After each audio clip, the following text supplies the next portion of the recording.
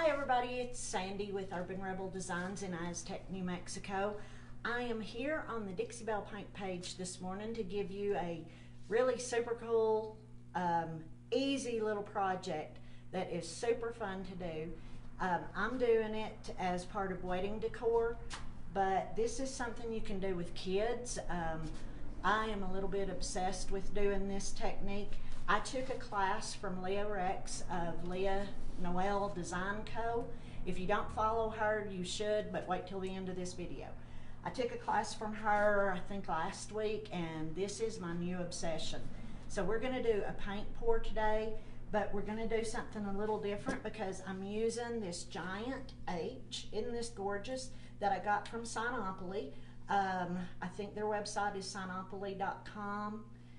If that's not right, Billy and Ellen, when you jump on, put a link to your website, please.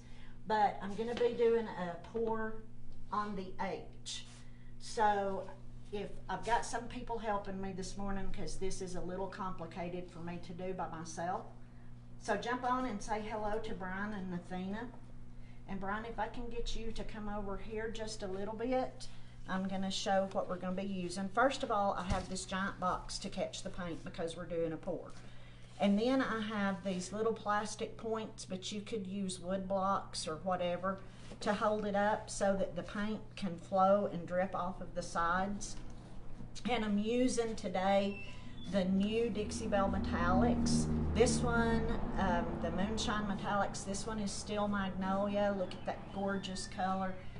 We have Wedding Bells, which is a beautiful creamy kind of yellow golden color. And then over here we have Gold Digger, Silver Bullet, and Rosé, which is one of my favorites. Also, you're going to need some little plastic cups to put your paint in because you don't want to pour too much, and it takes very little. Then I have a chopstick that I'm going to use to do some swirlies, and have a lot of paper towels on hand. You may want to wear gloves for this, but it does get a little bit messy. So we're going to start, and I have just poured up my metallics in these little plastic condiment cups that you can get probably at Sam's Club or any restaurant supply. And I do that so I can control the amount that I pour, because I've tried doing it out of the jar and you get a lot of oops when it all spills out. Now I'm using the Moonshine Metallics, and you can see these are a bit thinner than the mineral paint, so I'm just using them straight up like this, and we're going to start. Can you see all of this? Okay, so all I'm doing, and this is what is so fun, is I am just going to pour it on randomly. Now, if you have friends that you think would be interested in this, you know what to do. And if you enjoy watching these videos, then sharing some love always helps. So here, I'm going to have to, this is what the craft sticks are great for, because I'm going to scrape some out of the bottom. And you think this looks like a mess, and it kind of does right now. It's going to get worse, but then it's going to be beautiful. So that was Wedding Bells. Now I'm going to use the Rosé. If you think that the metallics are too thick, you can thin them. You can use water, or you can use a silicone product or a paint extender. But these, mine, when they came in and I opened the jars, I think they're going to be fine. So here we go. If you hear voices in the background, we're in the store, and the store is open. If you ever want to come by and watch a live in progress, you are more than welcome. Okay, my box is a little bit small, so it makes some parts a little difficult to get to. But we're just going to continue. Let's see, what color am I going to use next? I think I'm going to use Silver Bullet next. And I'm going to start over on this side. So I know that Leah has another class coming up in July. Let me tell you, That was the most fun online class ever. She is so great to work with. And when I tried this the first time, I became obsessed with how much fun this is. And it really uses very little paint. It looks like we're using a lot, but it's very little, and you'll see how far it goes. I'm gonna get all of the paint poured on here, and then I'm gonna use a blowtorch. Somebody better call the fire department. Okay, if you have any questions, please don't hesitate to ask. I will do my best to answer them. I am just a little caught up. Do we have anybody on with us yet? Oh yeah, we have several people. Well, good morning, good afternoon if you're on the East Coast. Good morning if I'm Mountain Time or West Coast. I want to make sure that I have enough paint when I go back to do my swirls that it's going to cover and that it's going to run off. So I have done a tabletop for a cake table using this same technique, and then we will use the big letters. Again, I got the letters from Sinopoly. We'll use the big letters to hang as decor. Okay, that's all 5 colors of the metallic paints. So what I'm going to do now is I'm going to take my chopstick and I'm just going to go in and I'm going to start swirling. This is going to give a marbleized look.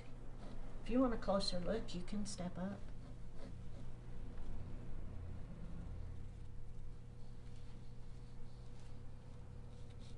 This video is a little difficult for me because I can't see what you all are doing or what you see. But for you to be able to see me work, we had to do it this way. So this is, as you can see, is looking kind of like marble. It looks a little paisley. You can do a little more work on it and really, technical term coming, really smush the colors together.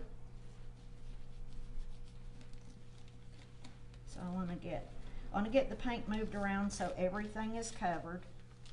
And as it sits, and when I lift this up after I use the blowtorch to move the paint around, you'll see how the design is going to change too. And it's a pretty cool process to watch. That's why I think this would be great for kids. Plus, what kid doesn't love to get messy? Okay, so I've finished all of my swirls, and I'm going to use a blowtorch. You could use a heat gun for this, but what I'm trying to do is to burst some of the air bubbles that I have created, and that's going to give us, they call them cells. It's a really cool pattern. So give me just a second while I use the blowtorch, and let's hope I remember how to work it and that I don't set anything on fire. So I am just, Brian, I don't know if you need to get a little closer to see that there are little bitty air bubbles in here, and when I hit it with the heat, it causes the paint to separate and the paint that's underneath comes up. So it's going to give us a really cool look. Be careful when you're using an open flame on wood. This part you probably don't want your kids to do. You'll probably want to do this for them. Now when I see the little cells start to come up, if I want to draw those out, it's kind of like using the flame as a paintbrush.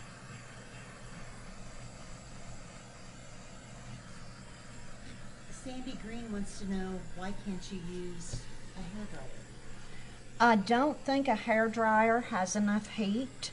That's why I suggest a heat gun or a blowtorch. This is a micro torch. You can get them at kitchen stores. You can probably get them at Home Depot or Lowe's or a big box store like that. I'm not sure. I think mine came from Bed Bath & Beyond. But I don't think a blow dryer has enough heat, and a blow dryer is going to push your paint around a whole lot more than you want it to. Okay, so I have some pretty good patterns going here. So what I'm going to do next is I'm going to start tipping this so the paint flows. I'm going to try to do it without touching the sides. But so it flows and it starts to drip off the sides. Now I'm going to pull it back towards me.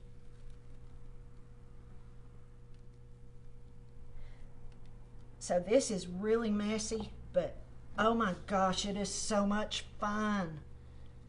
I may be a paint nerd, but that's fine. Even my husband enjoys doing this technique.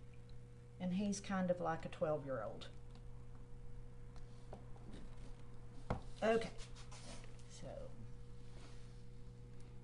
and what I will do for the edges is I'm going to take a craft stick and go around and pick up some of the paint that has dripped off and cover my sides. Now this is why you need to keep a lot of paper towels, and if you care about your manicure, you may want to wear gloves. Put that right down there. So all I will do is take one of the craft sticks that I use to stir my paint up, and I'm just going to go through and pick up where some of it dripped. And this will help it start to completely run over the sides.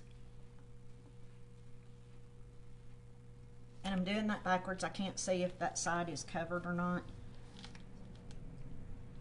But I just go through and add some. Now this will need to dry at least overnight, probably, because there is quite a bit of paint on it. It may take like 12 hours.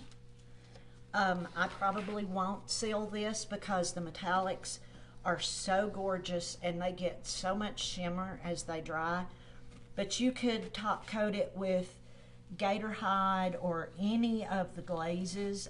It would be beautiful to put the pearl glaze on top of this as your top coat, or you could use any of the clear coats. Trying to get that one spot. There we go. Everyone is loving this. Good. I was hoping that you would like this because let me tell you, this is my new obsession. And again, like I said, I think Leah has a class coming up in July. Her Facebook page is leahnoeldesign.co or Leah Noel Design Co. I always want to put the dot in it. I apologize, Leah, if you're watching. I'm going to show you my inspiration piece. This was the piece that I did in her class that just made me absolutely fall in love with this. So, thank you. This is just a little mid-century modern table with hairpin legs that I did a pour on. And I used some copper metallic and some gold. It may read a little orange and yellow on your computer screen, but these are metallics, so they shimmer. And this was my very first pour, and I am so proud of this. And now I'm obsessed. So, thank you. So this is my wedding decor project for today. Now I have to go paint chairs for the wedding venue that I'm doing all of this for. I hope you enjoyed it. I hope to see you back here next Friday at the same time, and we'll see what we can get into then. Thank you, Dixie Belle, for giving us this opportunity. Have a great day.